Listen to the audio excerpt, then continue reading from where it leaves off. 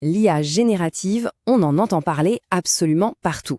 Mais la vraie question c'est, est-ce que ça peut vraiment nous servir pour des tâches exigeantes, comme la recherche académique? Eh bien, c'est exactement ce qu'on va décortiquer ensemble. On va voir comment faire de cet outil un vrai copilote pour le cerveau, mais aussi, et c'est crucial, comment éviter les gros pièges qui vont avec. Alors, on va se poser une question un peu folle. Une IA, est-ce qu'elle pourrait rédiger une thèse de doctorat de A à Z? C'est un peu extrême, non? Mais cette question, elle va être notre guide. Elle va nous permettre d'explorer tout ce que ces technologies peuvent faire et surtout tout ce qu'elles ne peuvent pas faire. Pour comprendre comment ça marche, il faut parler des fameux LLM, les grands modèles de langage. Et là, il faut tout de suite oublier l'image du robot qui pense. Non, non. Un LLM, en fait, c'est une espèce de machine à probabilité surpuissante. Imaginez qu'on lui a fait ingurgiter des milliards de textes. Et son seul job, c'est de deviner le mot suivant le plus probable. Ce n'est pas de l'intelligence au sens humain, c'est du calcul, purement et simplement. Mais alors, qu'est-ce qui a fait que d'un coup, tout a changé? Le point de bascule, c'est 2017. Avant cette date, franchement, les IA avaient du mal avec le contexte. Et puis, Google publie un papier sur une architecture qui s'appelle Transformer. Et là, c'est la révolution. Pour la première fois, les modèles peuvent comprendre comment les mots d'une phrase sont liés entre eux. C'est ça le secret qui a permis d'avoir des conversations qui tiennent la route et les outils qu'on utilise aujourd'hui. Bon, maintenant qu'on a vu un peu le moteur, voyons comment on pilote la machine. Parler à une IA, c'est un peu comme donner des ordres à un génie qui n'a absolument aucun second degré. Il est ultra puissant, mais il prend tout au pied de la lettre. Du coup, la compétence la plus importante, c'est de savoir bien lui parler. Et ça s'appelle l'art du prompt. Et un prompt qui marche, ça se construit en 4 briques. D'abord, on lui donne un rôle, un contexte, genre agis comme un expert en histoire.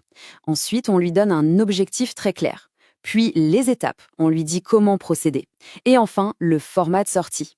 Avec ces 4 éléments, on passe d'une réponse floue à quelque chose de vraiment solide. Et là, on voit tout de suite la différence, c'est le jour et la nuit. Si on demande juste, parle-moi de la créativité, on va avoir un truc bateau sans intérêt. Mais si on dit, liste-moi 5 questions de recherche qui n'ont pas encore été beaucoup explorées sur la créativité dans les équipes à distance, ah là, ça devient intéressant, on ouvre des portes. La précision transforme l'outil. Il passe d'un simple moteur de recherche amélioré à un vrai partenaire de réflexion. Ok, alors concrètement, pour la recherche, qu'est-ce qu'on peut en faire? On a une super boîte à outils entre les mains, c'est clair, mais c'est une arme à double tranchant. Chaque outil peut être génial, mais il y a aussi un côté sombre, des risques qu'il faut connaître et surtout qu'il faut maîtriser. Allez, un cas pratique, la hantise de tout chercheur, la page blanche.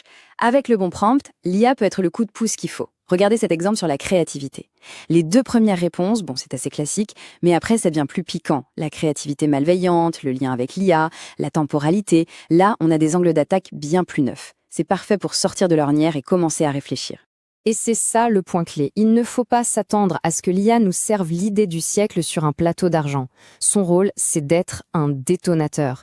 Elle nous sort du noir complet, elle nous donne des premières pistes. Elles ne sont peut-être pas parfaites, mais ce sont des points de départ. Et à partir de là, le vrai travail de réflexion, le nôtre, peut enfin commencer. Mais, et c'est un très gros mais, c'est là qu'on arrive au côté obscur de la force. Faire confiance à l'IA les yeux fermés, c'est une très mauvaise idée. Il y a des dangers bien réels et le plus spectaculaire, c'est ce qu'on appelle les hallucinations. Voilà la différence cruciale. L'IA ne sait pas ce qu'elle sait. Elle se contente de calculer. Et parfois, dans ses calculs, elle invente. Elle va vous sortir des faits ou des références qui ont l'air super crédibles, mais qui n'existent pas. C'est du pur bluff statistique. Et c'est là que l'humain est indispensable. Notre jugement critique, notre capacité à flairer l'arnaque et à vérifier les sources, ça, aucune IA ne peut le remplacer. Et pour que ce soit bien clair, regardez ce chiffre. On a fait un test simple. Demandez à une IA de trouver des articles sur la créativité collective. Le résultat est sans appel. 100% des références qu'elle a données étaient soit complètement inventées, soit totalement hors sujet. Je répète, 100%. C'est une piqûre de rappel assez violente, non? La leçon, on vérifie tout. Absolument tout. Il y a un autre risque qu'on oublie souvent, la confidentialité. Il faut bien comprendre que tout ce qu'on tape dans la fenêtre de l'IA, ça part sur des serveurs quelque part dans le monde. Donc, la règle d'or, c'est simple. Jamais de données sensibles. Pas de nom, pas de chiffres confidentiels, rien. On anonymise toujours tout, on protège ces informations. Ce qui nous amène à la conclusion, à la règle d'or pour bien utiliser ces outils. La meilleure façon de travailler avec une IA, ce n'est pas de tout lui déléguer. C'est de voir ça comme un partenariat, un duo. Et dans ce duo, c'est l'humain qui doit toujours rester le pilote. C'est le principe de l'humain dans la boucle. Concrètement, c'est un aller-retour constant. L'humain donne l'impulsion avec un bon prompt. L'IA propose une première version. Ensuite vient l'étape cruciale, la critique humaine. On prend ce que l'IA a produit et on le passe au crible. On vérifie, on challenge. Enfin, on affine et on valide. L'humain doit toujours avoir le dernier mot sur la qualité et, surtout, sur la véracité de l'information.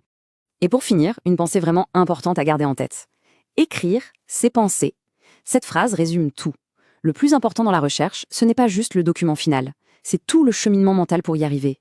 Structurer ses idées, trouver les bons mots. C'est ça la vraie création de valeur. Si on sous-traite complètement l'écriture à une machine, en fait, on sous-traite notre propre pensée. Et on risque de passer à côté de ce qui compte vraiment.